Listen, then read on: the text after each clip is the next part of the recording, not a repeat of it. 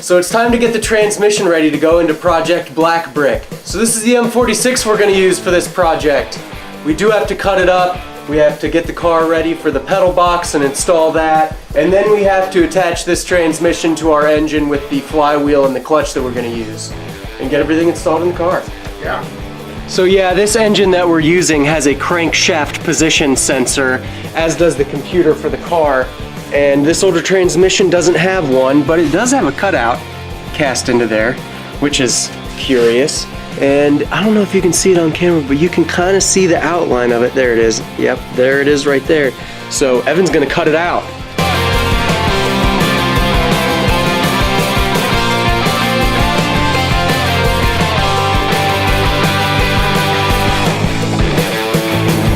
So we got this cut out pretty well with the angle grinder. Gonna have to get the die grinder out with the burr to kind of smooth off the edges a bit, but a little easier than expected. So there's a couple different types of carbide burrs. There's this style, which is the general double cut style, little small teeth on there. And there's also some for non-ferrous materials like the aluminum we're doing here. They've got bigger openings so it doesn't load up with the aluminum. This is all I got, so it's gonna work. No matter what, we're gonna make it work. And burrs suck because they throw material all over, especially at your face. So wear a face shield. All right. So, a little bit chowdered up on the outsides from the angle grinder, but nobody's gonna see it. It's gonna be buried under the firewall. It'll do.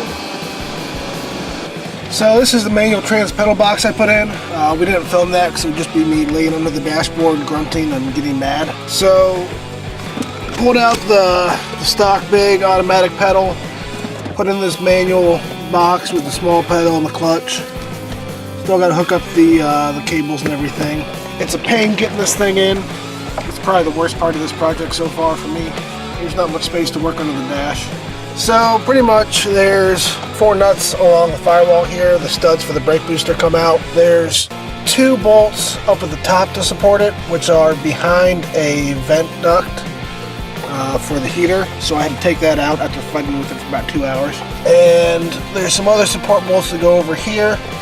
Then we got to drill a hole right where this is to the firewall plate, so we can fit the clutch cable through, and then it's just a matter of putting the clutch cable on, hooking the brake pedal back up to the rod from the master cylinder, or the booster, or whatever, and shoving some of this stuff back into place. It'll be fun. Alright, this is the flywheel we're going to use for the project. It's a later flywheel than the one we pulled out of the car. It has the holes in here for the crank sensor with the LH 2.4. The earlier ones are flat. They don't have any holes. They don't have a crank sensor on them. It's been sitting a while, so it's kind of rusty. I hosed it off with solvent, but we still got a surface, this friction surface here, so the clutch doesn't slip. I've got this bristle disc still on my die grinder here, so I might as well use that, see how it does.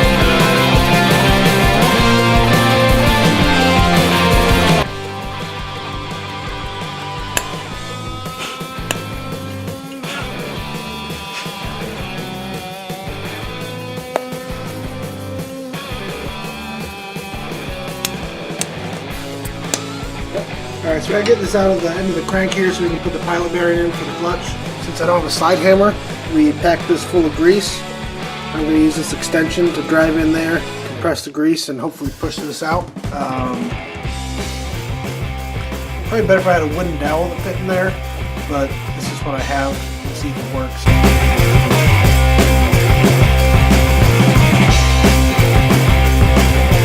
You know what's funny is that was probably easier than using a slide hammer.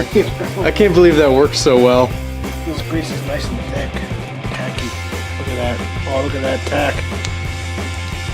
Now we got the pilot bearing we can put in. There is a groove in here. I think there's supposed to be a clip to retain it, but it's not really going to go anywhere, so if we don't have a clip, we're not going to put it in there.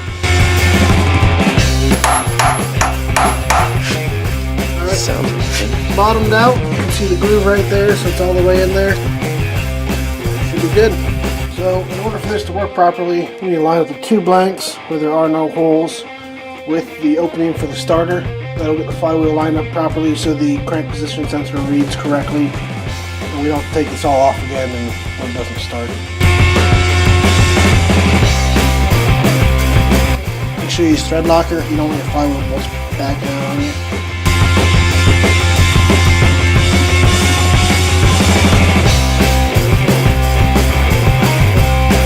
Always torque to spec.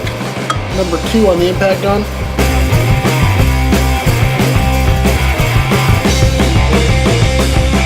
So in order for the crank sensor to read properly, you need to have these 2 blank areas where there are no holes lined up about where the starter goes in, at the bottom bolt or a little bit above, depending on where you have the crank.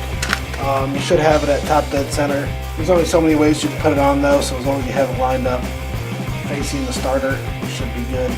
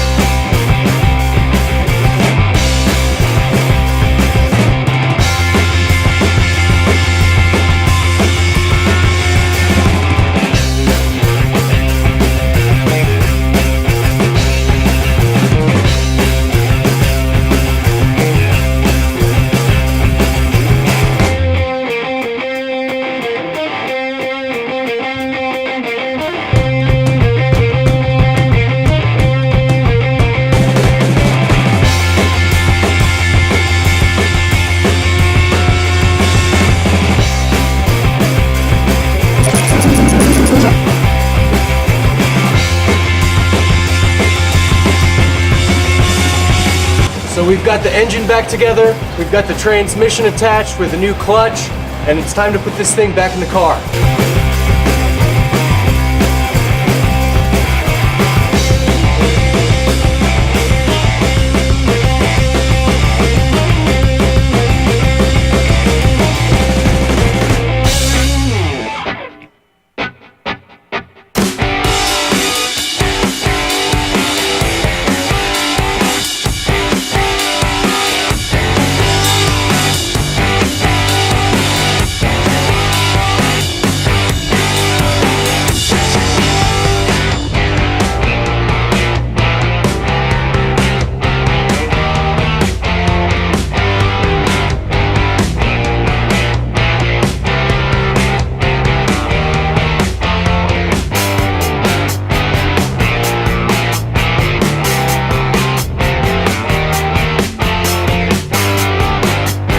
So this rubber seal that goes over a drive shaft 2-piece.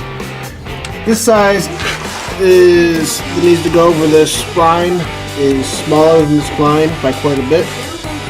And it's kind of old and hard, so it's hard to get over there. So I cut a piece of plastic cup here, shaped into kind of a funnel. I'm going to try to slide this over and slide the seal over the plastic. Hopefully it's easier. This might not work at all.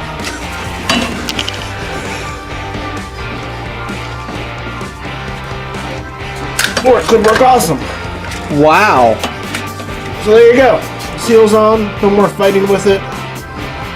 Why don't I do that first? So we have a 2-piece drive shaft here, and we did not mark the 2 pieces when we took them apart. So we got to make sure they're lined up so we don't get too much vibration from the drive shaft. See, this yoke to the drive shaft is pointed like that. It's the same way in the back. So we want the front one to be pointed the same direction. And looks like we got it lined up there. You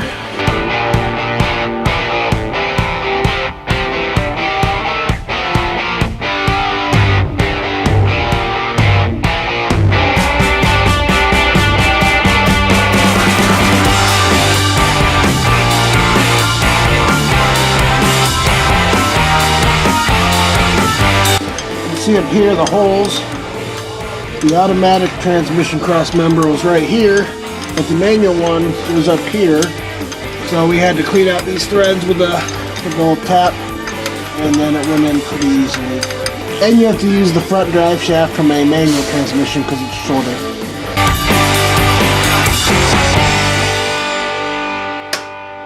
We got the engine in. We got the mounts bolted up, we got the trans mount bolted up, drive shaft in. Now we have to make everything work. So we have all this wiring we need to go through. We need to put all new vacuum hoses on it essentially. We need to put the plumbing on. We need to plug things in. Now we just got to get everything sorted.